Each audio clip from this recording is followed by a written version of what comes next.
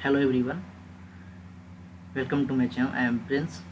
तो आज के इस वीडियो में आपको डिस्कस करेंगे एसबीटीयू काउंसलिंग 2021 की पूरी शेड्यूलिंग, आपको टेंटेटिव शेड्यूल जो आपको रिलीज हुई है, रजिस्ट्रेशन कब से स्टार्ट है, काउंसलिंग कब से स्टार्ट है, सारी आपको शेड्यूलिंग जानेंगे। और फी स्ट्रक्चर क्या रहने वाली है, या फिर काउंसलिंग की, रजिस्ट्रेशन की और एकेडमिक सेशन की, तो सारी बात हम डिस्कस करेंगे इस वीडियो में। तो वीडियो को जरूर लास्ट तक देखिएगा आप।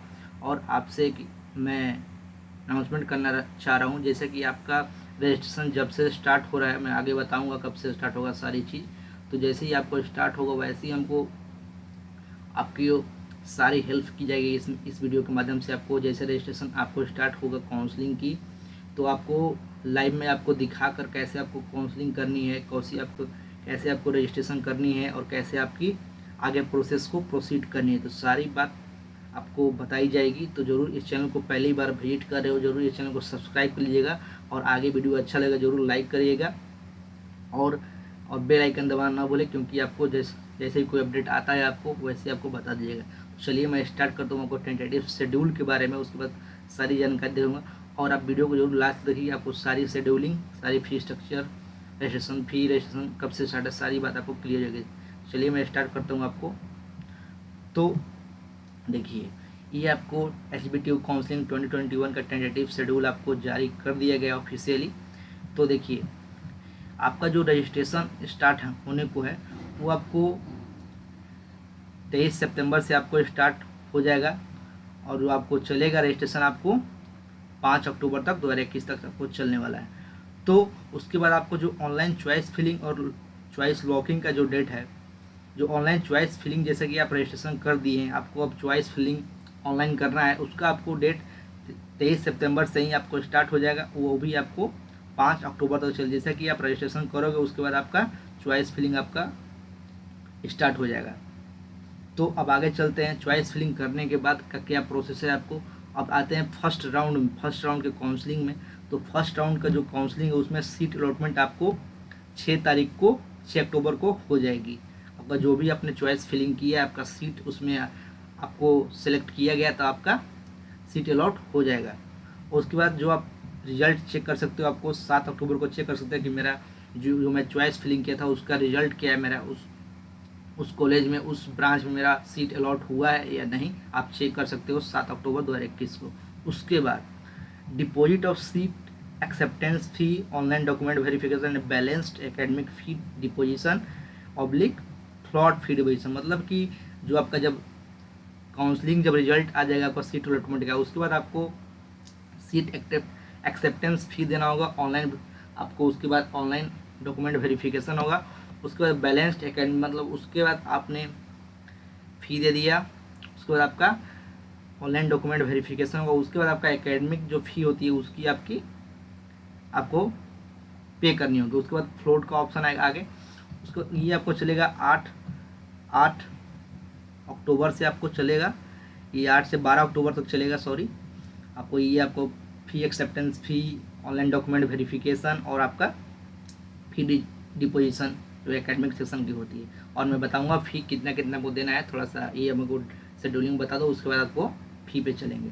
उसके बाद विड्रॉल जो है आपको ये 13 अक्टूबर से हो जाएगा। उसके बाद जो वैकेंसी रिपोर्टिंग आपको हो जाएगा, ये 14 अक्टूबर से आपको स्टार्ट कर दीजिएगा। उसके बाद चेंज इन प्रीफरेंस चॉइस, जैसे कि आपने सबसे पहले आपका चॉइस फिलिंग जो कर रखे हैं उसमें आपको चेंज करना, जैसे कि फर्स्ट राउंड का आपका रिजल्ट आएगा उसमें आपका नाम नहीं है, उसमें आपका कॉलेज जो भी सीट अलॉट नहीं हुआ है, तो आप यहाँ पे 15 अक्टूबर को आप प्रेफरेंस चॉइस फिलिंग जो किए थे उसको आप चेंज कर सकते हैं अक्टूबर 15 से। उसके बाद ये आपको फर्स्ट राउंड की होगी। उसके बाद आपको सेकेंड राउंड में आते हैं, तो सेकेंड राउंड का भी आपको सीट अलॉटमेंट का आपको 16 तारीख को आ जाएगा। उसके बाद व्यू रिजल्ट आपको अगले दिन देखने को मिलेगा। उसके बाद seat deposit of seat acceptance fee, online document verification and balance academic fees आपको 19 से 21 अक्टूबर तक आपको चलेगा। फिर उसके बाद विड्रॉल आपका हो जाएगा 22 अक्टूबर को। वैकेंसी रिपोर्टिंग जो हो जाएगी आपको 23 अक्टूबर को। और चेंज इन प्रेफरेंस, जैसे कि सेकेंड मेरिट लिस्ट में आपको सेकेंड राउंड में आपको जिनका भी नहीं आया वो आपको प्रेफरेंस आपको चेंज करने का उनको मौका मिलेगा एक बार, और वो आपको 24 अक्टूबर से हो जाएगा। उसके बाद ऐसे आपको ये थर्ड राउंड भी चलेगा आपको 25 अक्टूबर से। इसका सीट अलॉटमेंट का रिजल्ट आ जाएगा। जैसे कि आप सेकेंड में आप चेंज इन प्रेफरेंस जो आप फिल करोगे वो उसका आपको थर्ड का वो सीट अलॉटमेंट आपको आ जाएगा 25 तारीख को। उसके बाद जो व्यू रिजल्ट कर सकते हो आप, जो भी आप सीट अलॉट किए हो उसका रिजल्ट आप चेक कर सकते हो कि मेरा इस कॉलेज में इस ब्रांच में सीट अलॉट हुआ है या नहीं। उसके बाद ये आपको 26 को देख लेंगे। उसके बाद आपको वही seat acceptance fee, online document verification and balance academic fee deposition, ये आपको 27 से 29 अक्टूबर तक चलेगी। उसके बाद विड्रॉल आपको 30 अक्टूबर 2021 को होगा।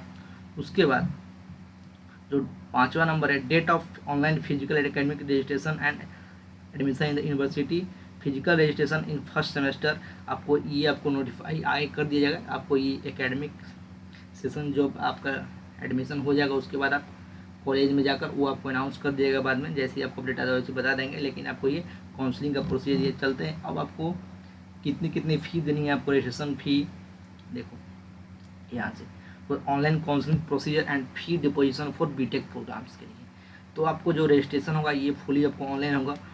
और उसके बाद आपको जो एनुअल एकेडमिक फ़ी मतलब आपका फर्स्ट ईयर का जो फ़ी है SBTU यूनिवर्सिटी में जो है हार्वर्ड जो यूनिवर्सिटी है आपको, उसमें आपको 1,35,000 आपका एकेडमिक एनुअल फ़ी है 2021-22 सेशन के लिए। उसके बाद जो फर्स्ट राउंड काउंसलिंग है उसमें आपको जो सीट एक्सेप्टेंस फ़ी जैसे कि आया था, जिसका आपको फर्स्ट मेरिट लिस्ट में आपका नाम आप फर्स्ट राउंड में आपका सीट जब रिजल्ट आप चेक किए उसके बाद आपका seat deposit of seat acceptance fee आया था, उसमें आपको candidates who have been allotted seat in first round, जैसे कि ये बता रहा हूँ मैं बताया था पहले, forward by online document verification, जैसे कि उसका जो फीस होगा आपको 20,000 रुपये आपको जनरल OBC कैंडिडेट के देना होगा, और जो SC और ST कैंडिडेट हो उनको आपको 12,000 देना होगा।